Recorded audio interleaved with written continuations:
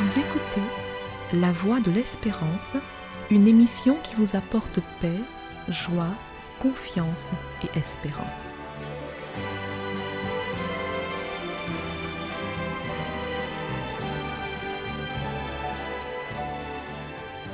Bonjour la Guyane et bonjour à tous depuis la Guyane.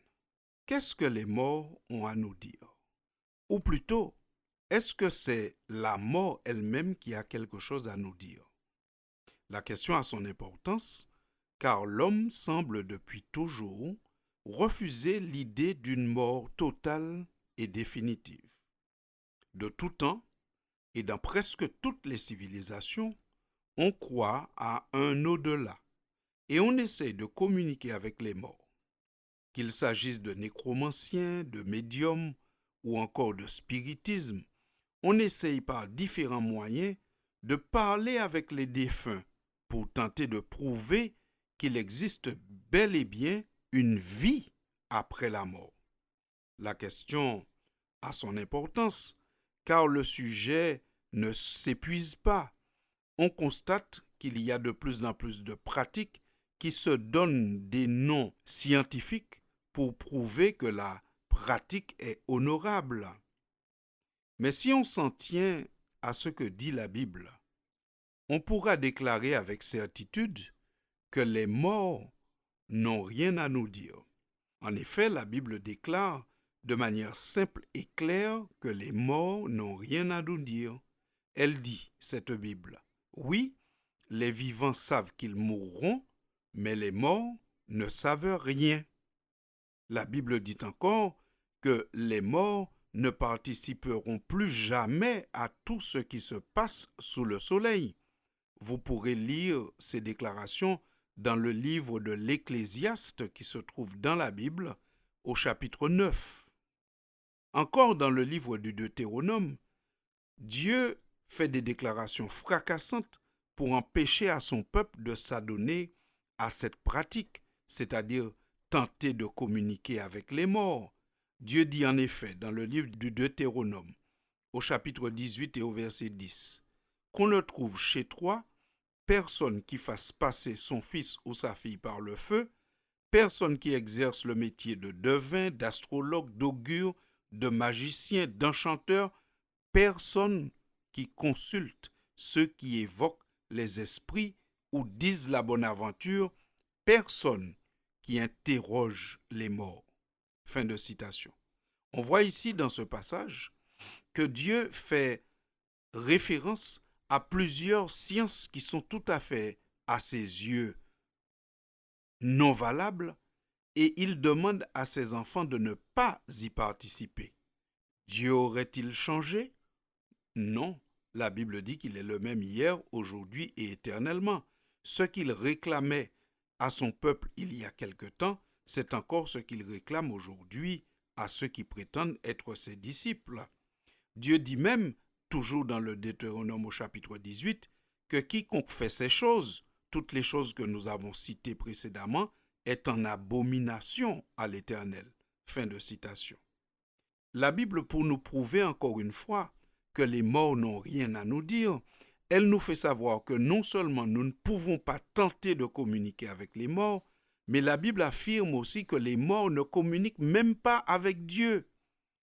Puisque nous lisons dans le livre du prophète Ésaïe au chapitre 38 et au verset 18, « Ce n'est pas le séjour des morts qui te loue, ce n'est pas la mort qui te célèbre. Ceux qui sont descendus dans la fosse n'espèrent plus en ta fidélité. Le vivant, c'est celui-là qui te loue, comme moi aujourd'hui. » Fin de citation. Ceci montre bien que les morts, non seulement les humains vivants ne doivent pas chercher à communiquer avec eux, mais que les morts eux-mêmes ne communiquent pas avec Dieu. La mort est décrite dans la Bible comme un lieu de repos, un lieu où il y a une absence de vie, un lieu où ceux qui s'y trouvent ne communiquent plus ni avec Dieu ni avec les vivants. Ainsi, un homme appelé Job, qui soupirait après la mort tellement il souffrait, décrit la mort selon la conception biblique. Il dit, si j'étais mort, je n'existerais pas. Je serai comme un avorton caché, comme des enfants qui n'ont pas vu la lumière. Là, dans le séjour des morts, ne s'agitent plus les méchants, et là se reposent ceux qui sont fatigués et sans force. Les captifs sont tous en paix. Ils n'entendent pas la voix de l'oppresseur. Le petit et le grand sont là, et l'esclave n'est plus soumis à son maître. Fin de citation. Lisez ceci dans le livre de Job au chapitre 3 à partir du verset 16. On voit ici que la mort élimine les classes sociales. Lorsqu'on est dans la mort, on ne communique pas avec Dieu, on ne peut pas communiquer avec les vivants, mais les morts entre eux-mêmes ne communiquent pas. C'est un lieu où il y a une absence totale de communication. La mort fait disparaître les classes sociales, puisque Job nous dit que le petit et le grand sont là, l'esclave n'est plus soumis à son maître. Par conséquent, si les morts n'ont rien à nous dire, la mort elle-même nous dit une chose. Elle nous dit que nous ne pouvons pas compter sur nos richesses, nos relations pour en sortir. La seule et unique personne qui pourrait nous délivrer de la mort un jour, c'est Jésus-Christ. Jésus-Christ, celui qui n'a jamais communiqué avec les morts. La Bible ne rapporte aucune occurrence où Jésus communique avec des morts. Tout ce qu'il fait, Jésus, c'est nous montrer qu'il est capable de ressusciter les morts. C'est pour cela qu'il déclare dans le livre de l'Apocalypse au chapitre 1er, dans les versets 18 et 19, « Je suis le premier et le dernier et le vivant. J'étais mort, et voici, je suis vivant au siècle des siècles, et je tiens les clés de la mort et du séjour des morts. » Fin de citation. Christ est le seul capable de nous sortir de la mort lorsqu'il reviendra selon sa promesse.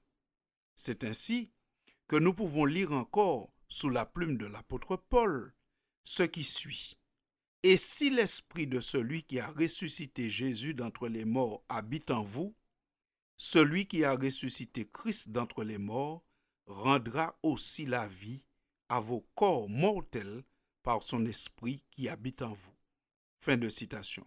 Romains chapitre 8 verset 11. Ainsi donc, chers auditeurs, nous pouvons revenir à notre question initiale maintenant. Qu'est-ce que les morts ont à nous dire? Ou encore, est-ce plutôt la mort elle-même qui a quelque chose à nous dire? Alors, avec la Bible en main, nous pouvons dire que les morts n'ont rien à nous dire. Les morts ne parlent pas entre eux, ils ne parlent pas à Dieu et ils ne parlent pas aux vivants. Par contre, le concept de la mort présenté par la Bible a quelque chose à nous dire.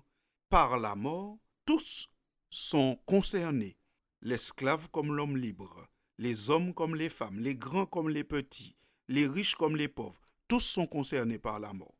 Ainsi donc, puisque nous sommes tous concernés par la mort, ne vivons pas comme si la mort n'existe pas. Pensons-y. Pensons-y non pas pour nous angoisser, mais pensons-y pour nous dire que dans la mort, il n'y a plus de rang social. La richesse, la fortune, les connaissances ne peuvent pas un jour nous délivrer de la mort. La seule chose qui peut nous délivrer un jour de la mort, c'est lorsque Jésus apparaîtra, si nous sommes et si nous avons été ses amis pendant notre vie. Si l'esprit de celui qui a ressuscité Jésus d'entre les morts habite en vous, alors vous aussi, vous ressusciterez comme Jésus pour la vie éternelle. L'esprit qui habitait en Jésus était un esprit de paix, d'amour, de partage, de compassion, de respect. Si cet esprit habite en nous, alors nous ne cherchons pas à communiquer avec les morts et nous n'avons pas non plus peur de la mort, car Christ est la solution. Chers amis, merci pour votre attention et à très bientôt pour une prochaine édition. C'était La Voix de l'Espérance, une émission préparée par l'Église adventiste du 7e jour. Si vous désirez avoir une copie de la causerie d'aujourd'hui, demandez-la. Elle vous sera donnée gracieusement.